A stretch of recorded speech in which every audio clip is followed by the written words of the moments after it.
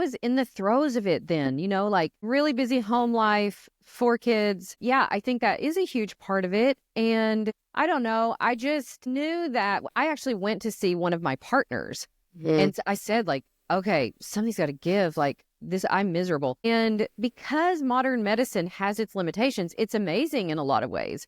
But because it has its limitations, and I ended up being told like, well, this is just the way it is and take all this medicine. And I was like, oh, heck no. Like I know what it's like to be my age and be on a bunch of stuff. And I didn't want to do that. And you're right. I'm just kind of spunky enough that I started doing a bunch of research and fell into a beautiful rabbit hole of functional medicine and natural health and ended up on, what would become really a 10-year journey of relearning everything I thought I knew about health and nutrition and taking good care of ourselves and how to heal our hormones, in the most natural way possible. I love it.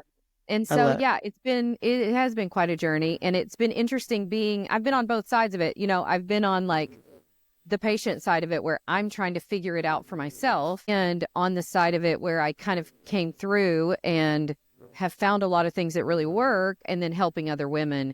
Because here's the thing, the reason I'm so passionate about women our age, women in midlife, is I feel like this happens to us. We go through this and it takes us out.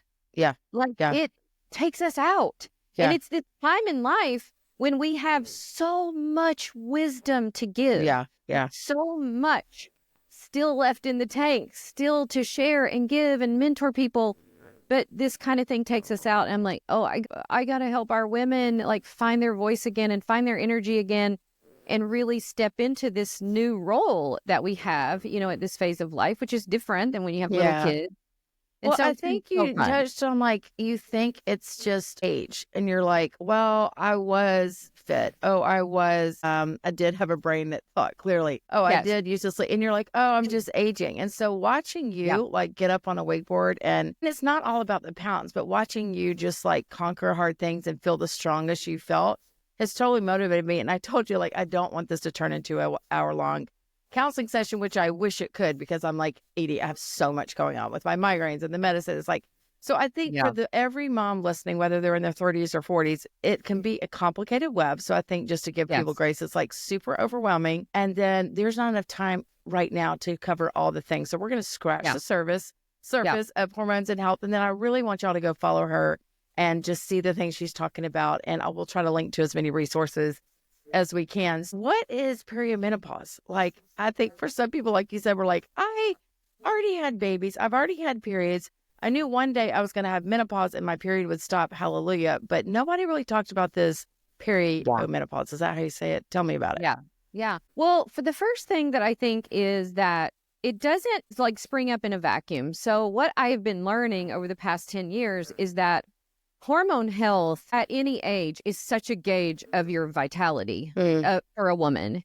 And so I could have seen signs of this before that, like things aren't functioning that well before that. And then you hit this age where your hormones really do start to change. And if you don't have these practices in place with how you eat and how you move and how you deal with stress and how you process emotions, like it has been a lesson for me that we don't live in a vacuum. And, one of the books that I read way back when was The Body Keeps Score. And I really realized for me, it was a lot of stuff from my past that I had never really dealt with and processed.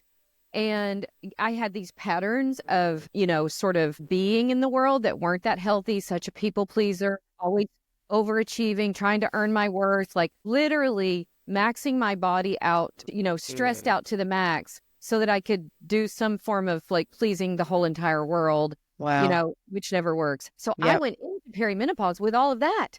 And if you go into it, it's already, some change because your hormones are fluctuating. But I went into it way behind the 8-ball. And I think what I've realized is that there's no real shortcut. God created our function in a certain way. Yeah. And we can't ignore that.